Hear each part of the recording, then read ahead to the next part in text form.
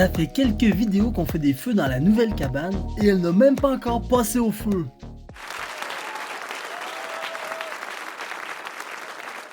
On peut voir que le séchage des pots avance tranquillement.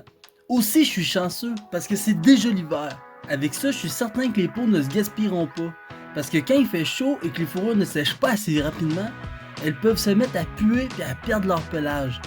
Aujourd'hui, je fais du pain au gruau avec vous. Mon objectif, c'est d'un jour pouvoir faire du pain avec seulement des céréales sauvages, comme la fléole des prés qui pousse abondamment ici. Pour ceux qui en ont jamais vu ou qui savaient juste pas comment ça s'appelle, voici à quoi ressemble l'épi quand il est mûr. Les grains sont cachés dans l'épi, mais quand on le défait, on peut voir les petites écailles et les petites boules. Ça, c'est les graines. Donc c'est intéressant de se pratiquer à faire du pain avec des grains qui ont seulement été concassés au lieu de toujours prendre de la farine. Comme ça, on va juste avoir besoin d'écraser des grains que je vais récolter au lieu de devoir parfaitement les moudre en farine.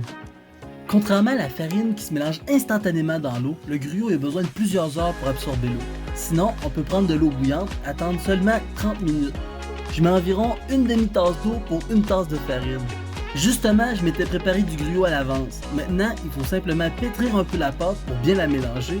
Si jamais ça colle un peu trop, c'est qu'il faudra mettre un peu moins d'eau la prochaine fois.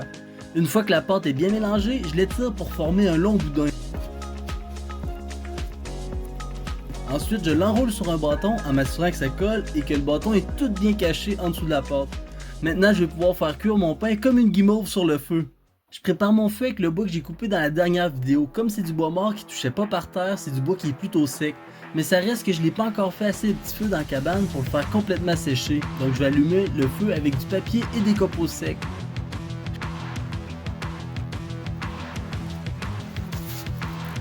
Je ferai pas cuire le feu sur des flammes parce que ça ferait brûler le dessus du pain avant de le cuire à l'intérieur. Donc je vais mettre plus de bois tout de suite et je vais laisser tout se réduire jusqu'à ce que le feu ait des belles braises. Ensuite, je vais mettre mon pain à cuire par-dessus.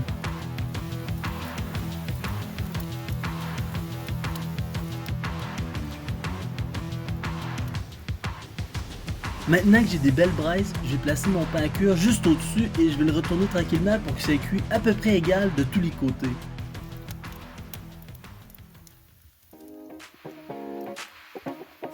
Plus la pâte est mince par-dessus le bâton, plus ce sera rapide à cuire. Pour un pain comme celui-ci, il faudra compter environ 30 minutes. Une fois bien cuit, il reste seulement à retirer le pain du bâton. Comme j'ai utilisé du gruau, le pain a quand même une belle texture sans levure dans la pâte. Mais ce serait possible de préparer du levain et ensuite de le mélanger à la pâte pour faire un pain beaucoup plus gonflé la prochaine fois. Nous on se dit à la prochaine vidéo!